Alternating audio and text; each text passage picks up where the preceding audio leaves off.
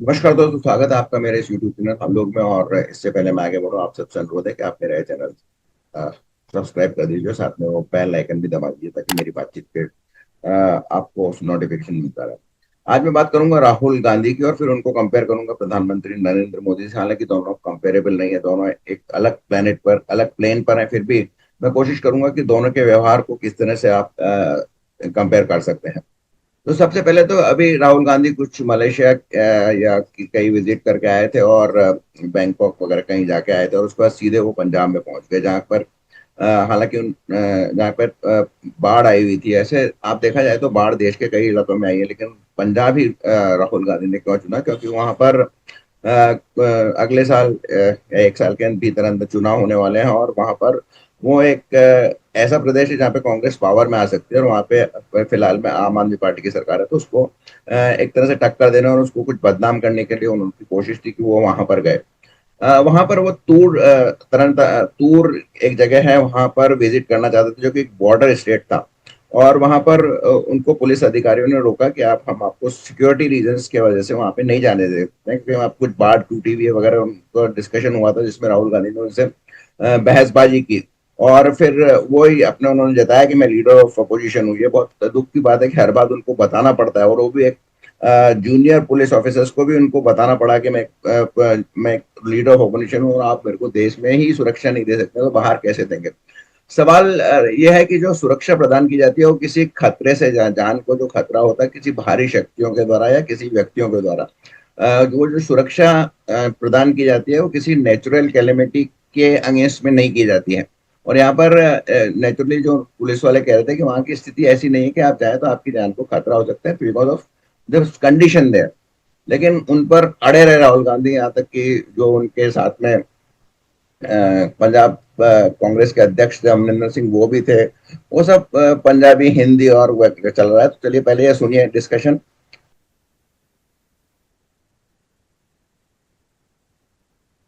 कह रहे हो फेंस टूटी है सर, वहाँ भी फेंस टूटी है। आप कह रहे हो इंटरनेशनल बॉर्डर है, ये 8 किलोमीटर दूर है, वहाँ 1 किलोमीटर दूर है, तो वहाँ भी हमें क्यों जाने दिया? Rahul without any bridge so evacuation or any other thing from that side. So there is you are not written that. Instead of that, what the MLA Sahaba is telling us, we have brought the people here. It's just we have to cross this border. The security concerns for the protecting. यार जे ਤੁਸੀਂ protective ਨੂੰ ਸਾਡੇ देश ਦੇ ਵਿੱਚ ही नहीं सुरक्षा दे सकते। एक मिनट पहले आप हमारे को हमारे देश में ही सुरक्षा नहीं दे सकते। आप कह रहे हो फेंस टूटी हुई है, उधर भी लोग रह रहे हैं। अगर सुरक्षित ही नहीं है हम अपनी धरती पे, तो फिर क्या होगा?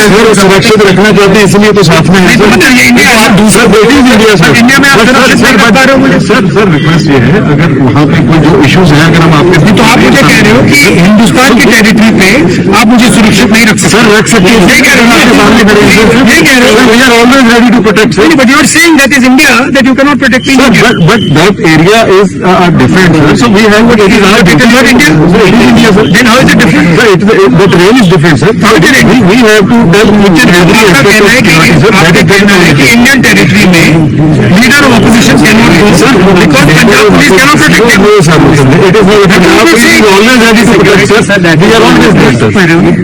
आप कह रहे हो कि लीडर ऑफ ऑपोजिशन इंडिया की टेरिटरी में नहीं जा सकता क्योंकि आप लोग उसको प्रोटेक्ट नहीं कर सकते हो, वही कह रहे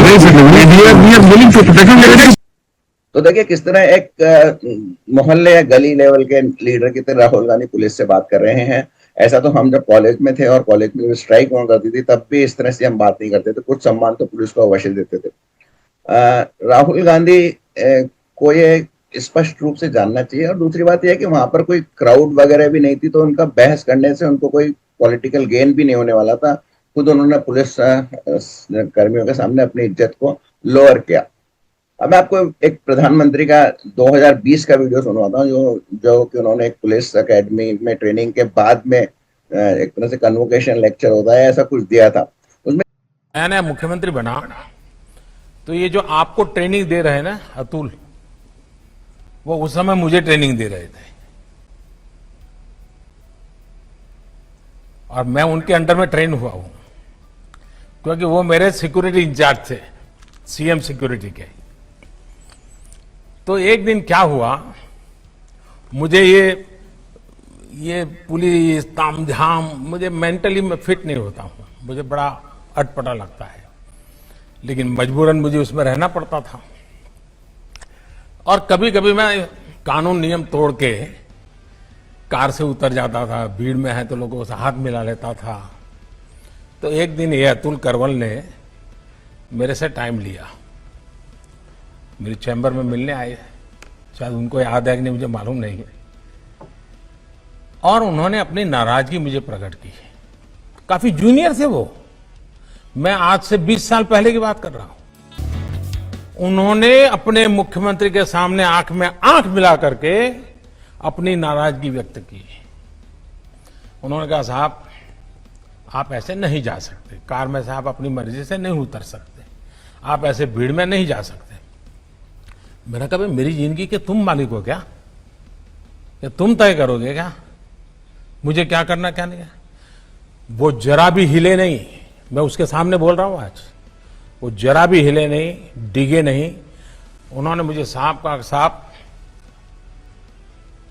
आप व्यक्तिगत नहीं हो, आप राज्य की संपत्ति हो, और मेरी इस संपत्ति को संभालना जिम्मेवारी है, आपको नियमों का पालन करना होगा, ये मेरा आग्रह रहेगा और मैं नियमों का पालन करवाऊंगा। मैं कुछ नहीं बोला। लोकतंत्र का सम्मान भी था, जनप्रतिनिधि का सम्मान भी था, लेकिन अपनी ड्यूटी के संबंध में बहुत ही पोलाइट वर्ड में अपनी बात बताने का तरीका भी था। मेरे जीवन के वो बिल्कुल शुरुआती कालखंड थे मुख्यमंत्री के नाते। वो घटना आज भी मेरे मन पर स्थिर क्यों है? क्योंकि एक पुलिस अफसर ने जिस तरीके से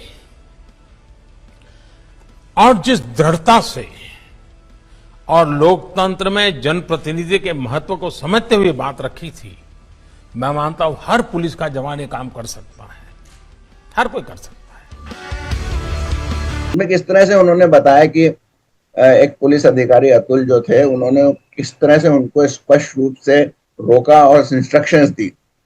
तो देखिए किस तरह से एक लीडर ऑफ अपोजिशन और एक उस समय मुख्यमंत्री थे, जब की घटना का ये बता रहे हैं, गुजरात के मुख्यमंत्री थे नरेंद्र मोदी।